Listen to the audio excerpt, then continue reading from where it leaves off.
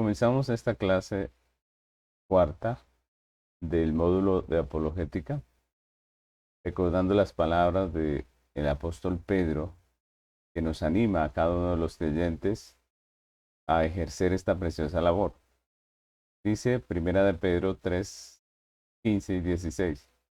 Sino santificad a Dios, el Señor, en vuestros corazones, y estad siempre preparados para presentar defensa con mansedumbre y reverencia ante todo el que os demande razón de la esperanza que hay en vosotros, teniendo buena conciencia, para que en lo que murmuran de vosotros como de malhechores, sean avergonzados los que calumnian vuestra conducta en Cristo.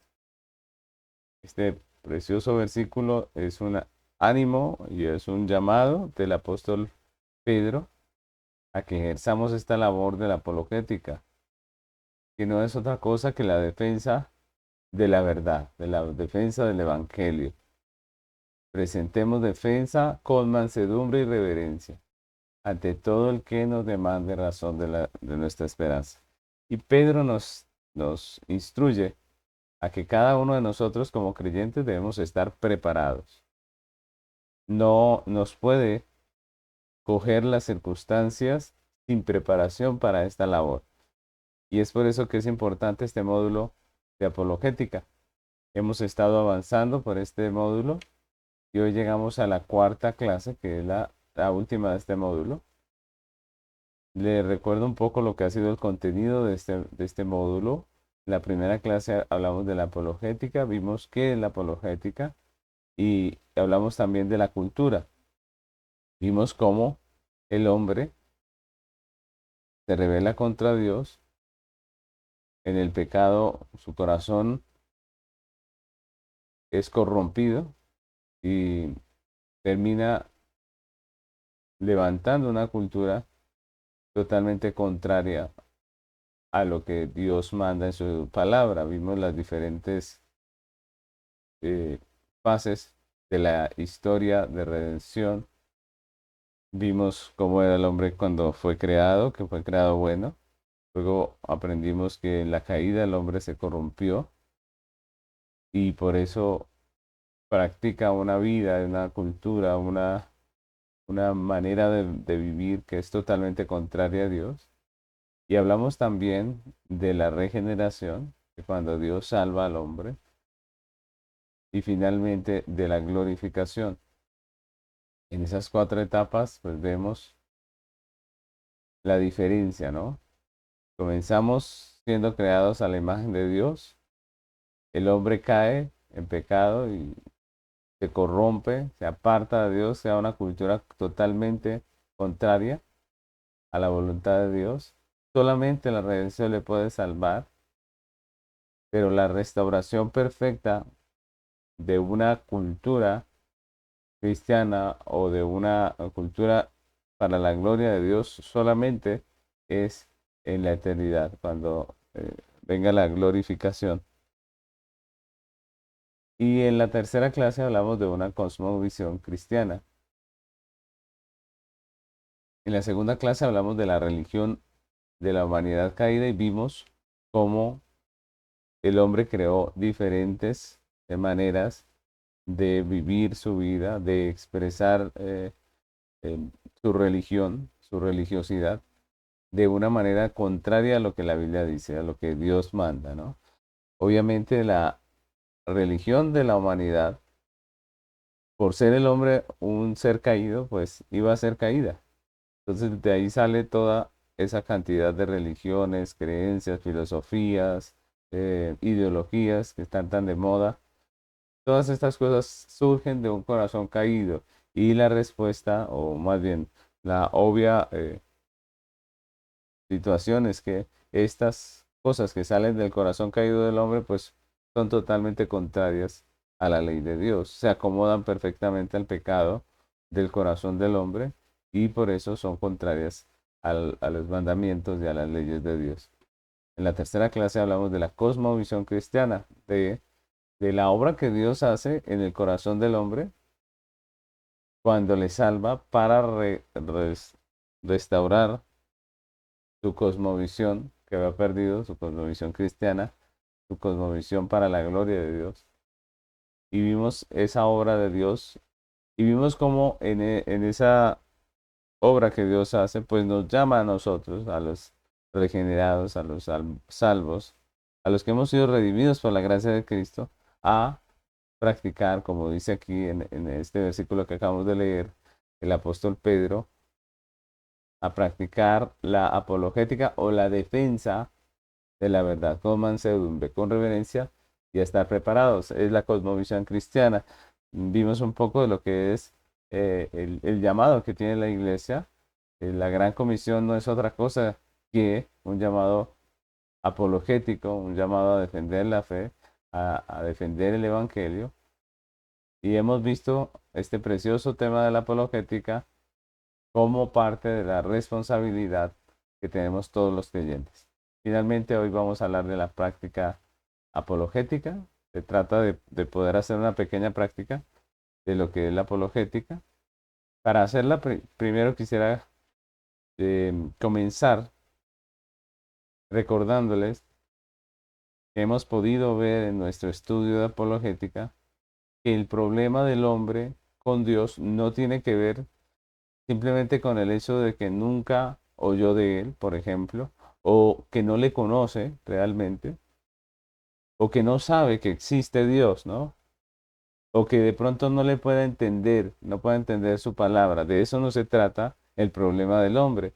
El problema del hombre, como vimos en toda la exposición del módulo, es que el hombre cayó en pecado en el huerto y al caer en pecado en el huerto, su corazón se corrompió y se hizo enemigo de Dios. Se hizo un ser esclavo al pecado. El hombre es un pecador rebelde. Y es de allí de donde sale todas sus razonamientos. Es de esa realidad pecaminosa que sale todo su comportamiento contrario a la ley de Dios. Es de esa realidad donde salen todas las religiones, ideologías, filosofías humanas. Y eso es algo que es muy importante para nuestra concepción de lo que es la apologética. Porque con respecto a Dios, el hombre, más que ser ignorante, es un necio. La Biblia dice que él sí sabe que hay un Dios. La Biblia dice que Dios le da testimonio de que Él es Dios. Que Dios imprimió en la creación sus mandamientos en el corazón del hombre. Por tanto, no puede simplemente ser un ignorante. Él es un rebelde. Él es un necio. Y por esta razón hemos dicho que la apologética cristiana, más que intentar buscar respuestas científicas o filosóficas para cada error que nos plantean los pecadores, debe basarse más en la exposición de la verdad de la Biblia, ¿no? Hay mm, una escuela, digámoslo así, de apologética que propende por el razonamiento filosófico, que propende por las demostraciones científicas y las discusiones desde otras ciencias para poder defender la fe. Pero nosotros hemos visto que ante esta realidad del hombre, que no es ignorante, sino que es rebelde y que es necio, lo que necesita el hombre es la exposición de la palabra de Dios, de la verdad de Dios en la Biblia. ¿Por qué? Porque ella es la que tiene el poder de transformar un corazón. Ella es la que tiene el poder de sacarlo de las tinieblas a la luz y darle vida y liberarlo de las cadenas del pecado. No hay otra opción, solo la Biblia tiene ese poder. Nosotros podemos hacer un buen debate científico, no está mal. Qué bueno saber algunas nociones de ciencia. Siempre hemos visto aquí en esta clase, siempre la verdadera ciencia nos dará la razón. Siempre. La verdadera ciencia nos dará la razón siempre. Pero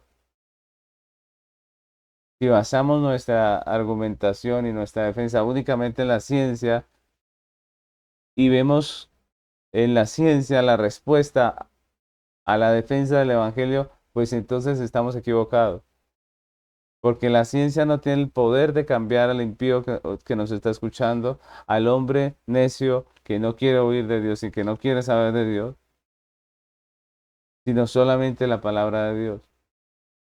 La verdadera apologética cristiana es la exposición clara y pertinente de la verdad de Dios.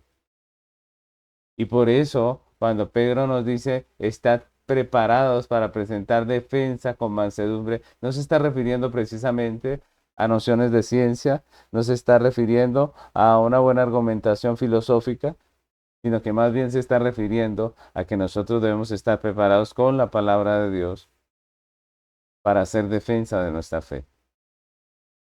Hay un texto en 2 Timoteo,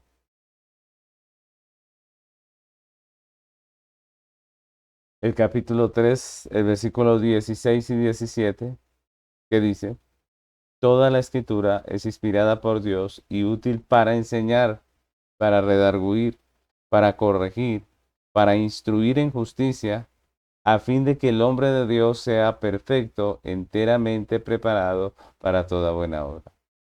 ¿Cuál es la herramienta que tenemos nosotros para enseñar, para instruir, para redarguir, para corregir? La palabra de Dios, solo ella. Solo ella tiene el poder de transformar un corazón. Solo ella puede romper las cadenas del pecado que tienen atado al hombre. Solamente ella tiene la capacidad de ser la luz que alumbra los ojos de aquel que no ve. Así que la verdadera apologética cristiana es la expresión clara y pertinente de la verdad de Dios. En la clase de hoy vamos a hacer una práctica de apologética. Con este concepto de apologética bien claro, pues vamos a hacer una pequeña práctica. Y mi intención es presentarles algunas de las ideas o doctrinas más sobresalientes del movimiento, de uno de los movimientos que más ha influenciado el pensamiento moderno y es el humanismo. Escogí este movimiento sencillamente porque es uno de los que más ha influenciado el pensamiento en la actualidad. Desafortunadamente, aunque no nos demos cuenta, muchas veces los cristianos hemos tomado muchos conceptos del humanismo y cuando vemos lo que es el humanismo, cuando aprendemos sus conceptos y vemos lo errados y contrarios que son, pues ahí es cuando abrimos los ojos y nos damos cuenta que estamos torciéndonos, desviándonos del camino bíblico a una filosofía que es totalmente contraria a la voluntad de Dios, ¿no? Entonces, mi intención es que podamos ver un poco el pensamiento humanista a través de tres de sus más fuertes doctrinas o maneras de pensar y yo quisiera que después de verlas, de aprender un poco acerca de ellas, demos la respuesta bíblica a esas ideas erróneas. Estamos hablando de apologética. La práctica va a ser examinar un poco estas ideas contrarias, estas ideas erróneas y responder de una manera cristiana a esas ideas. Entonces vamos a comenzar con esta enseñanza acerca del humanismo y obviamente es una práctica que estamos haciendo apologética, donde más que disertar filosóficamente, vamos a buscar lo que la Biblia dice, vamos a recordar lo que la Biblia dice con respecto a estas posiciones humanistas. Quisiera empezar diciendo que ya vimos en la clase 2 la definición del humanismo, así que no vamos a repetirla en esta clase, pero recordemos que es un movimiento que pretende desplazar a Dios de su lugar y poner al hombre allí en medio, ¿no? Es un movimiento que surge eh, para decir que el hombre puede ser moral, que el hombre puede ser bueno sin necesidad de Dios. Un movimiento que realmente cuando surge es anticristiano. Después vienen algunos movimientos humanistas cristianos, pero la realidad es que esto empieza queriendo sacar a Dios de la ecuación, eh, y por eso es imposible realmente que haya un pensamiento humanista y a la vez cristiano, porque el humanismo tiene unas eh, doctrinas y nace eh, de un pensamiento que es totalmente contrario a Dios, ¿no? Y como vamos a ver, no se puede mezclar estas dos creencias porque la una contradice la otra. Entonces, básicamente el humanismo quiere desplazar al hombre de su lugar y poner, perdón, a Dios de su lugar y poner al hombre, ¿no? Y el Salmo 53:1 nos muestra que esto no es una historia nueva. Recordemos que desde la caída el hombre ha querido desplazar a Dios de su lugar y ponerse a sí mismo. Dice el Salmo 53:1, dice el necio en su corazón, no hay Dios. Se han corrompido e hicieron abominable maldad. No hay quien haga bien. Ese salmo es muy claro. El hombre dice en su corazón, no hay Dios. El hombre quiere ponerse en lugar de Dios. El hombre quiere desplazar a Dios de su lugar, se ha corrompido y por eso hace de esta manera abominable.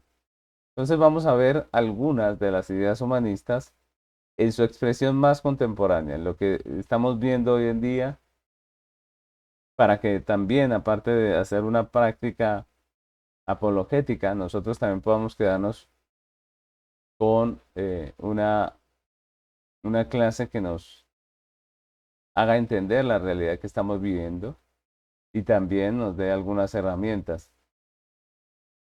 Entonces vamos a ver cada una de estas maneras de pensar, de estas doctrinas del humanismo.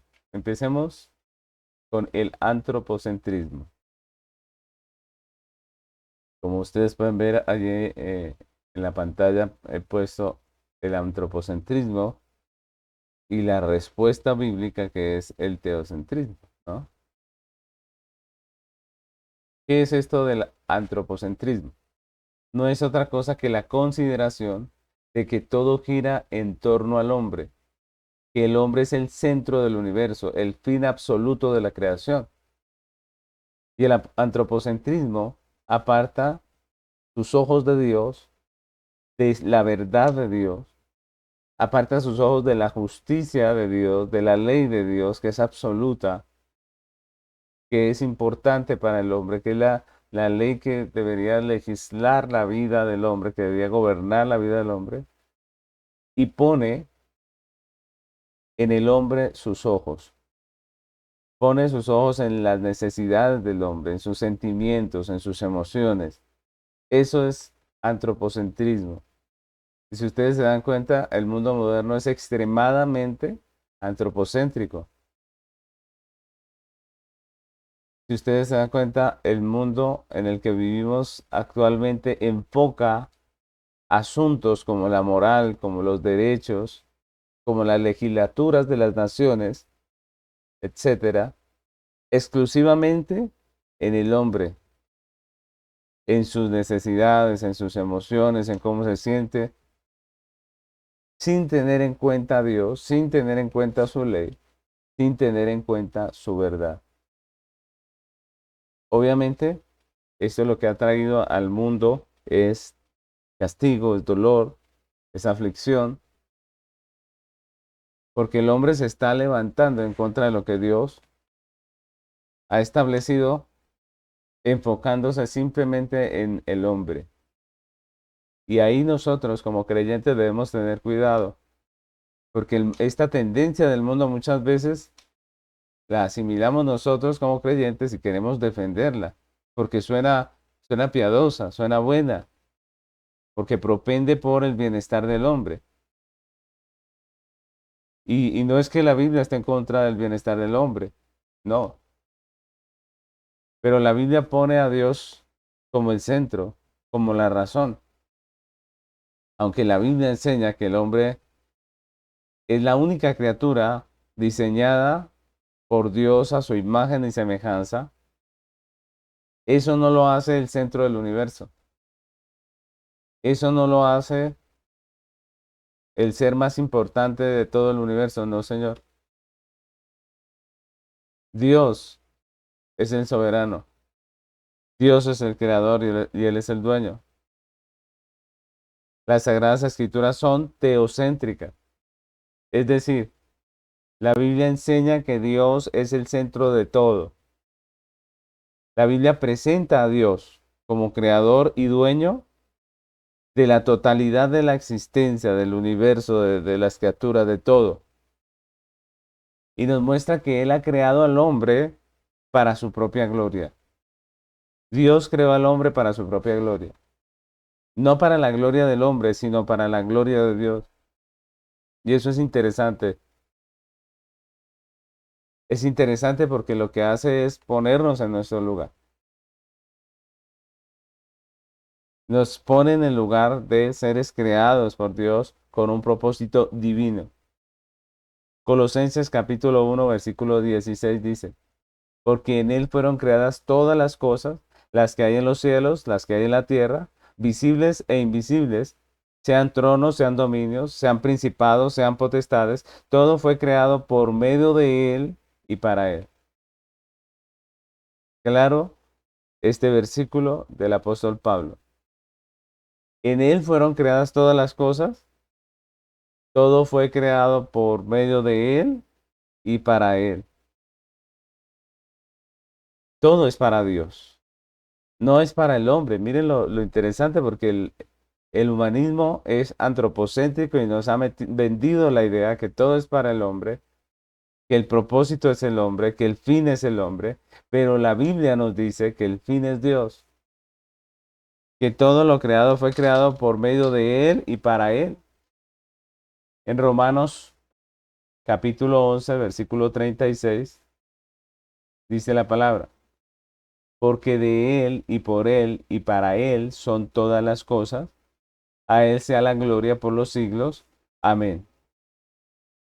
Otro versículo muy clave. Y me gusta las tres palabras que usan aquí, ¿no? Aquí hablan de que todas las cosas son de Él, o sea, Él es el dueño, ¿cierto? Todas las cosas son por Él. Él es el propósito. Todas las cosas son para Él, no para nosotros. Él es el fin de todas las cosas. Es la razón de que nosotros estemos aquí, Él. Miren lo importante. No es que Dios esté por causa nuestra, sino que nosotros estamos para Él, para la gloria de Él. Desafortunadamente, la idea antropocentrista ha afectado no solamente al hombre impío, sino que también se ha metido en la iglesia. En muchos contextos cristianos, la enseñanza gira en torno al hombre. Las enseñanzas no hablan de Dios, no hablan de su justicia, no hablan de su santidad. Las enseñanzas de hoy en día no hablan del carácter de Dios, del soberano del Señor, no hablan ni siquiera de Cristo el Redentor, sino que están enfocadas en las necesidades del hombre. Hay muchas iglesias que se enfocan en el hombre y son iglesias muy famosas, muy reconocidas, porque al hombre le gusta ser antropocentrista. El hombre pecador le gusta el antropocentrismo. Así que en muchas iglesias ese antropocentrismo es un anzuelo que atrae multitudes, porque de lo único que se habla es de ellos, del hombre y no de Dios. Esa es una triste realidad. El cristianismo en muchos contextos se ha vuelto humanista.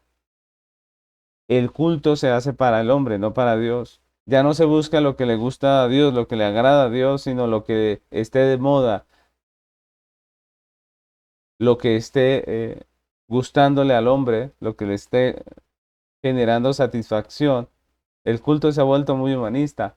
Se han quitado muchas de las partes importantes del culto en pro de que los hombres estén contentos de que estén a gusto, de que el culto no sea muy largo. Todo eso es antropocentrismo. Y hasta las alabanzas, ya no importa si se entiende o no se entiende la letra, lo importante es que la gente le guste, salte, se emocione y pueda venir, seguir viniendo al culto. Eso es un culto antropocentrista.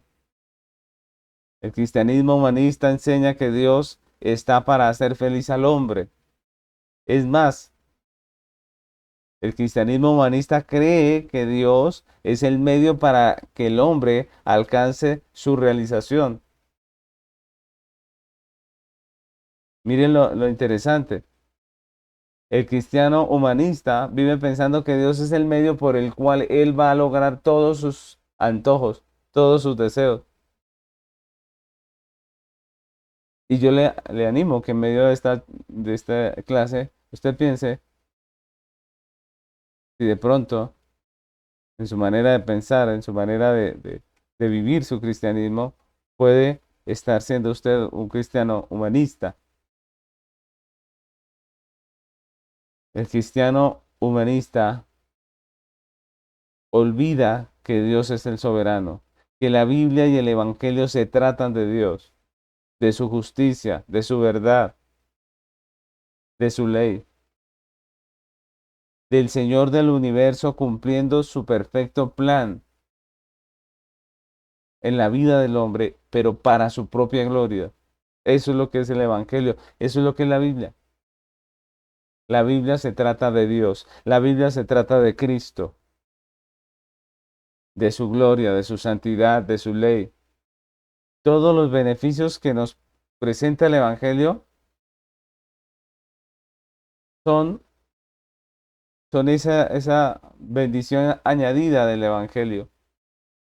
Pero el propósito del Evangelio es Dios, la satisfacción de su justicia. El propósito del Evangelio es la vindicación de su ley, de su verdad. El propósito del Evangelio es Dios. Pero el cristianismo ha adoptado esta forma de pensar del humanismo y se ha vuelto antropocéntrico. Y hoy en día tenemos muchas iglesias profesando doctrinas que más que bíblicas son humanistas. Ese es la primera idea que quería que viéramos con respecto al humanismo y podemos ver cómo la Biblia tiene la respuesta al antropocentrismo del hombre. La Biblia nos está dando la respuesta. No necesitamos entrar en una discusión filosófica. No necesitamos meternos con otra ciencia para demostrar que Dios es el centro del universo. El hombre lo sabe. Lo que debemos es mostrar por la Biblia, enseñarle la verdad. Todo fue creado por medio de Él y para Él. Porque de Él, por Él y para Él son todas las cosas. Y esa es la realidad. Eso es lo que vemos en la vida, en la creación. Dios nos hizo para Él. Pasemos a otra de las doctrinas o pensamientos humanistas que está muy en vigor hoy en día. Y es la doctrina del humanismo que dice que el hombre es bueno. El humanismo considera que el hombre es bueno. Y esa es otra de las creencias humanistas que, examinada a la luz de la escritura, pues no es más que un error. Los humanistas creen que el hombre es bueno por naturaleza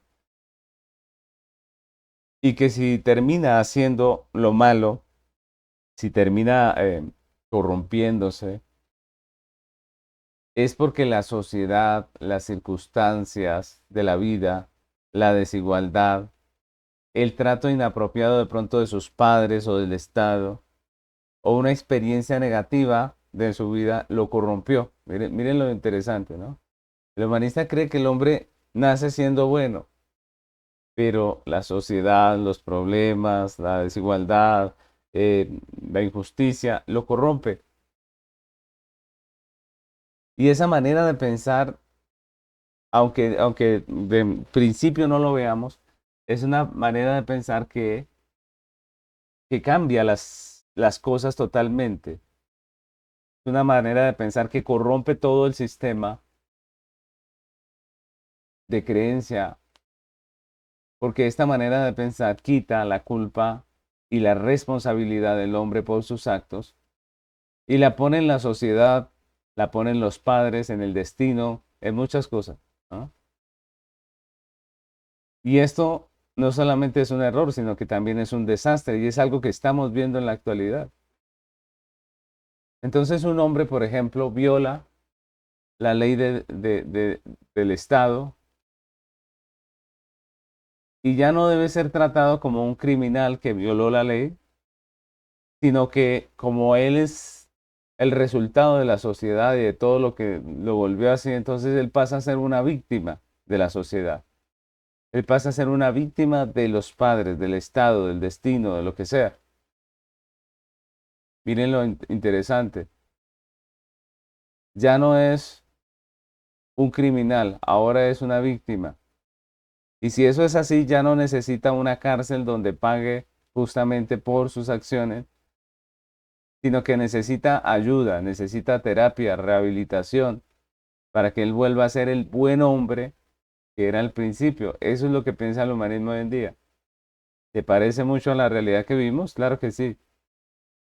En la realidad que vivimos, muchos de lo que antes era llamado un crimen, hoy en día, bueno, luego fue llamado una enfermedad. Y hoy en día es un derecho. Miren cómo la sociedad nuestra ha cambiado. Y a esto le llaman progresismo, imagínense ustedes. ¿Mm? A estos le llaman progresar, no, eso no es progresar, es todo lo contrario. El hombre antes podía entender lo que era bueno y lo que era malo. Ahora con esta manera humanista de pensar, entonces ya no se sabe qué es lo bueno y qué es lo malo. Entonces ya el criminal es visto como un enfermo y ya no necesita castigo sino tratamiento. Y todo esto pues ha configurado la sociedad que hoy en día tenemos, en donde ya el criminal no es un criminal, sino es alguien que necesita ayuda. Y eso puede sonar muy bonito, pero a la luz de la verdad de las escrituras es otro error. La Biblia enseña que Dios creó al hombre bueno, eso sí es cierto. Dios creó al hombre bueno. Dios creó al hombre moral. Es más, la Biblia enseña que en la creación Dios escribió su ley en el corazón del hombre, así que el hombre es un ser moral. Pero en la caída, recordemos, todo su ser fue corrompido por el pecado. Cuando el hombre cae, su ser es corrompido. Romanos capítulo 5 versículo 12 dice, por tanto, como el pecado entró en el mundo por un hombre y por el pecado la muerte, así la muerte pasó a todos los hombres por cuanto todos pecaron. Claramente, el apóstol Pablo nos dice en Romanos que el pecado del hombre en el huerto sí afectó a toda su descendencia. Hay creyentes, hay personas que se denominan cristianas que no creen que el pecado de Adán y Eva haya influido en el hombre, pero aquí hay un texto claro en donde el apóstol Pablo nos dice que sí, que el pecado entró en el mundo por un hombre. Están hablando de Adán en el huerto. Y por ese pecado entró la muerte. Recuerdan que Dios había advertido a nuestros primeros padres acerca de esta situación. Él le dijo, el día que comieren de ese fruto, ciertamente morirán. Y ese día murieron. No fue la muerte física precisamente lo que experimentaron ese día, fue la muerte espiritual. Cuando el hombre cayó, la muerte entró en él. Y a partir de allí toda la descendencia de Adán, la Biblia la describe como una descendencia que nace muerta en sus delitos y pecados. Una descendencia que es enemiga de Dios, esclava, que está condenada. Y por eso es que después de la caída, nosotros ya no podemos hablar del libre albedrío. Después de la caída, nosotros ya no podemos hablar del libre albedrío. ¿Por qué? Porque el hombre ahora es pecador, porque el hombre ya no es libre, porque el hombre es esclavo. ¿Cuál libertad podemos tener si somos esclavos? Y así nos describe la Biblia. El hombre es esclavo del pecado. Y en eso consiste precisamente la salvación de Dios. La salvación de Dios es cuando el Señor saca al hombre de ese estado de muerte, lo saca de ese estado de esclavitud, lo saca de esa enemistad contra Dios y lo reconcilia. Ese es el verdadero evangelio. Y miren que por eso el evangelio es un milagro. El evangelio no lo logramos nosotros. El evangelio es una obra soberana de Dios en el hombre, dándole vida a los muertos. Efesios capítulo 2, versículo 1 y 2 dice, y Él os dio vida a vosotros cuando estabais muertos en vuestros delitos y pecados, en los cuales anduvisteis en otro tiempo, siguiendo la corriente de este mundo, conforme al príncipe de la potestad del aire, el espíritu que ahora opera en los hijos de desobediencia. Él os dio vida a vosotros cuando estabais muertos. Miren que la salvación es un milagro. El hombre no se puede salvar a sí mismo, necesita una intervención soberana de Dios. Si Dios no obra, nadie puede ser salvo. Jesús lo dijo. Ninguno puede venir a mí si el Padre no lo trae. La salvación es una obra de Dios. El hombre no es bueno, es pecador. Eso es lo que dice la Biblia. No necesita que nadie lo corrompa, no necesita que la sociedad lo corrompa, no necesita que nadie lo corrompa porque él ya tiene un corazón corrupto. Desde que nacemos, nacemos con un corazón corrupto. Por eso los niños, cuando van creciendo, ellos van haciendo travesuras, van haciendo males, porque somos corruptos desde que nacemos. Romanos capítulo 3 versículo 10 dice, claramente lo dice, como está escrito, no hay justo ni aún uno. No hay un hombre que pueda decir que es justo en sus propias obras, con verdad. No hay justo ni aún uno. La justicia la tenemos en Cristo. Alguno podría decir, sí, pastor, pero también en la Biblia vemos hombres justos. ¿Quiénes son esos hombres justos? Los creyentes. Son justos no por su propia justicia, sino por la justicia de Dios en Cristo. El hombre no necesita terapia. El hombre no necesita medicina para cambiar su comportamiento, para cambiar su ser. El hombre necesita la justicia de Dios, ya sea la justicia punitiva para castigar sus crímenes o la justicia redentiva de Dios en Jesucristo, que es la justicia que le salva, que le redime de su situación. El hombre por sí mismo no puede cambiar. El hombre por sí mismo no puede cambiar su ser, lo que es. Él no puede cambiarse a sí mismo. Él puede corregir algunos aspectos de su conducta, eso sí se puede. Podemos corregir algunos aspectos de nuestra conducta. En eso la terapia puede ayudar, pero no puede cambiar su corazón. En realidad, solo Dios, por su evangelio, puede hacer un cambio en el corazón del hombre. Solo Dios puede hacer al hombre libre. Solamente Dios puede hacer al hombre un ser para su gloria. El hombre es pecador. Y esa es una realidad. ¿Cuántas eh, terapias, cuántas cosas se han tratado de hacer para enderezar la vida de un hombre? Miren ustedes, por ejemplo, lo que se intenta hacer en las cárceles muchas veces es precisamente eh, una terapia en donde el hombre pueda cambiar de manera de ser. La pregunta es, ¿eso funciona? Sí, funciona en algunas personas que aprenden la lección y no vuelven a delinquir, pero en la gran cantidad de casos, las cárceles se vuelven más bien un lugar peligroso.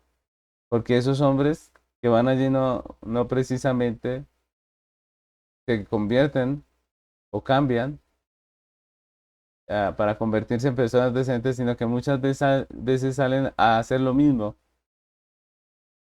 Ustedes miren la tasa de reincidencia de crímenes en las cárceles y verán que es muy grande. ¿Quiénes son aquellos que realmente pueden ser cambiados, renovados en medio de las cárceles? Pues muchas veces aquellos que han escuchado el Evangelio en las cárceles. En las cárceles hay muchos ministerios cristianos predicando el Evangelio y muchas veces es la palabra de Dios la que logra hacer cambios significativos en la vida del hombre. Porque el hombre no puede cambiarse a sí mismo. Él puede corregir algunas situaciones en su conducta, pero el único que puede cambiar su ser es Dios. El único que puede cambiar su corazón es Dios. Así que esta segunda manera de pensar del humanismo, de que el hombre es bueno, pues hemos visto que es una falsedad, que no corresponde a la realidad y que lo que necesita el hombre es a Cristo, porque el hombre es un pecado. Pasemos a la siguiente doctrina de el humanismo y es la autonomía del hombre. Para explicar este punto, tenemos que ver primero el significado de esa palabra autonomía y de otra palabra que es la que enseña la Biblia, que es teonomía. Vamos a ver qué son cada una de ellas, ¿no? Entonces, primeramente podemos decir que la autonomía es una palabra que está compuesta de dos términos que son autos, que significa el mismo, y nomos, que significa ley. Y significa literalmente el poder que tiene el hombre de darse una ley a sí mismo. El poder que tiene el hombre de darse una ley a sí mismo. Es decir, es el hombre el que establece la ley, sus leyes para vivir, ¿no? El hombre es el que establece la ley por la cual debe gobernarse. Eso quiere decir la palabra autonomía. La palabra teonomía está compuesta también de dos términos. El primero es teos, que es Dios, y el segundo nomos, que es ley, y significa que Dios, quien tiene el poder de dar la ley, es Dios. Eso es prácticamente lo que significa. Significa que es Dios el que tiene el poder de dar la ley que va a gobernar la vida del hombre. La ley la establece Dios. Y esta palabra nos habla de la dependencia moral del hombre respecto a Dios. Y esa es una verdad. La autonomía dice que el hombre se puede gobernar a sí mismo por las leyes que él mismo establece, pero la teonomía dice que el hombre no se puede gobernar a sí mismo, que el hombre no es el que establece la ley para su vida, sino que es Dios el que ha establecido la ley. Los humanistas obviamente creen que el hombre puede establecer su propia ley. Creen en la autonomía del hombre y consideran la razón humana, en lugar de la revelación, como la determinante principal de la moral y la ética para el hombre. Es decir, que es el hombre con su razonamiento el que debe establecer lo que es bueno o malo, lo que se debe o no se debe hacer. Y esa es la idea que predomina en el mundo en este tiempo. Por eso muchos hombres puestos en autoridad crean leyes que son totalmente contrarias a los preceptos de Dios y amparan sus pecados, sus concupiscencias en esas leyes, porque en su soberbia creen en ellos que tienen el derecho, que tienen la autonomía, que tienen el poder para establecer las leyes para el hombre como a ellos se les antoje. Obviamente que esto es un pensamiento equivocado. Es Dios, nuestro creador, quien determinó la moral y la ética para el hombre a través de su ley. nosotros podemos leer en el libro de Éxodo, en el capítulo 20, la ley de Dios. No vamos a leerla toda, obviamente por causa del tiempo, pero vamos a leer 3 versículos que establecen leyes divinas para el hombre. ¿Cuáles son esas leyes? Miren, por ejemplo, Éxodo 20, del 13 al 15 dice, no matarás. Miren, es una clara orden. No es una opción, no es un consejo nada más, no, es una orden, es una ley y dice no matarás. Está diciendo el Señor que el crimen es un pecado, el crimen del asesinato es un pecado. Dice no cometerás adulterio. El adulterio es pecado, es contrario a la ley de Dios. La orden es clara, no cometerás adulterio, no hurtarás. Todas estas cosas son malas según la ley de Dios. La Biblia enseña que cuando el Señor nos creó, escribió su ley en nuestros corazones, y eso es a lo que llamamos conciencia. Miren, miren lo interesante. Y estos 3 mandamientos que acabamos de ver aquí son 3 preceptos que el hombre siempre ha tenido en su cabeza, que son así. Todas las sociedades, creyentes o no creyentes en el Dios verdadero, han determinado que matar, asesinar es un crimen, que el adulterio es malo, que el hurto es malo, y todo esto es una realidad que vemos y que muestra que Dios escribió su ley en el corazón del hombre. Todo hombre tiene conciencia, todo hombre sabe en su corazón lo que es bueno y lo que es malo. Ahora, no obstante, a pesar de que tenemos la ley de Dios escrita en nuestro corazón, Dios puso su ley por escrito y está al alcance del hombre en la Biblia. Tenemos la ley de Dios a disposición, de manera que el hombre no tiene excusa delante de Dios. Y hay algo que es cierto, y es que acéptela o no la acepte, el hombre, finalmente todo hombre será juzgado por esta ley. Todo hombre será juzgado por la ley de Dios. Gústele o no le guste, acéptela o no la acepte. Todos un día estaremos allí delante del Dios soberano, siendo juzgados por su divina ley.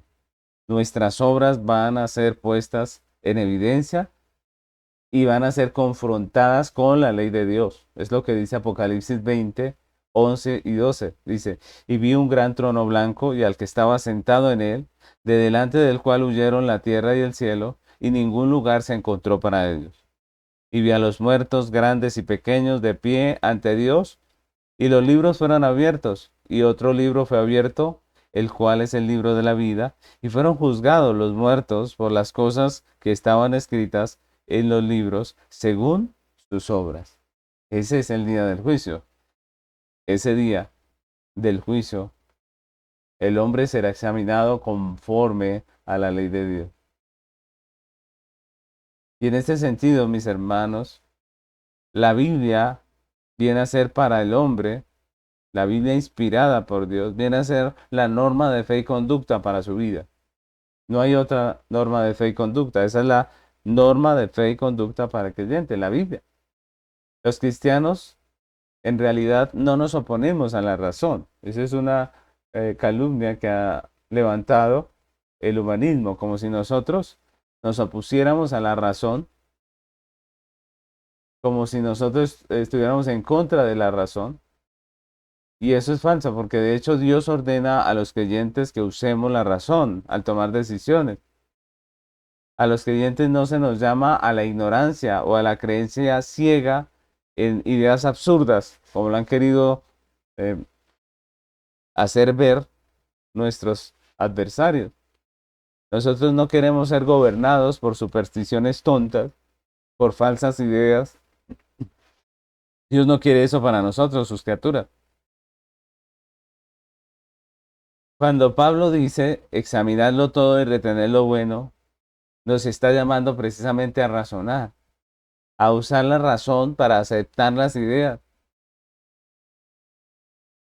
Pero aunque Dios haya sido el que en su maravillosa gracia nos permitió razonar, tener un razonamiento, nosotros sabemos que en la caída el corazón del hombre se corrompió y muchos razonamientos del hombre son pecaminosos. Su manera de pensar es pecaminosa. Por eso la Biblia nos enseña que todo razonamiento debe estar sometido a la norma de fe y conducta que es la palabra de Dios. No somos autónomos, sino que creemos que el hombre debe ajustar su vida a la ley de Dios. La ley la pone Dios y eso es lo que llamamos teonomía. Proverbios 14, versículo 12 dice, hay camino que al hombre le parece derecho, pero su fin es camino de muerte. Muchas cosas nos pueden parecer correctas, pero su fin es camino de muerte. Por eso no podemos ser autónomos. Tenemos que ser personas que se guían por la ley de Dios. Debemos aferrarnos a la teonomía. Por eso cada idea que encontramos, que tenemos, que escuchamos, pues debemos examinarla a la luz del estándar de verdad que es la palabra de Dios. Proverbios capítulo 3 versículo 5 al 8 dice, fíate de Jehová de todo tu corazón y no te apoyes en tu propia prudencia. Reconócelo en todos tus caminos y él enderezará tus veredas. No seas sabio en tu propia opinión. Teme a Jehová y apártate del mal, porque será medicina a tu cuerpo y refrigerio para tus huesos. No podemos apoyarnos en nuestra propia prudencia. Debemos apoyarnos en la prudencia de Dios, en la ley de Dios. Debemos reconocer a Dios como el soberano, el creador, el dueño, y consultar su palabra, su ley. No debemos ser sabios en nuestra propia opinión. Debemos temer a Dios. Y el temor a Dios viene como consecuencia de conocer su palabra, de conocer su voluntad. Y es por ese temor de Dios que nos podemos apartar del mal. Ese temor a Dios, como dice el texto, va a traer para nosotros medicina, va a traer recompensa. La recompensa es andar en la justicia de Dios. Así que el hombre no es autónomo. Nosotros creemos en la teonomía. Y eso es teonomía. Entonces aquí vemos tres de las doctrinas principales del humanismo. Las hemos visto. Hemos visto qué son, qué enseñan, pero también hemos visto la respuesta que da la Biblia a estas afirmaciones, a estas doctrinas humanistas.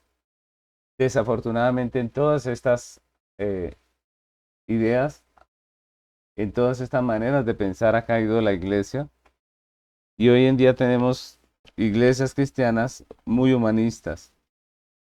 El llamado a través de esta clase preciosa de apologética es primeramente a que nosotros nos volvamos a la Biblia, a las Escrituras, que nos volvamos personas bíblicas, que nos apartemos del modo de pensar del mundo y que podamos nosotros como creyentes pensar de una manera bíblica. Con un pensamiento bíblico entonces podremos tener una verdadera apologética, podremos dar la batalla en contra de todos estos movimientos que surgen y se levantan para batallar contra la verdad de Dios. La iglesia no se puede enredar en la manera de pensar del mundo. La iglesia está para ser columna y baluarte de la verdad. Estamos aquí para defender la verdad, para predicar el evangelio. Así que hemos llegado al fin de este módulo de apologética. Espero que en su misericordia Dios nos ayude a, a hacer nuestra labor apologética en nuestras iglesias, en nuestras comunidades, en nuestra cultura en donde estemos y podamos servir a Dios de manera integral, defendiendo su palabra, defendiendo la verdad. Dios los bendiga.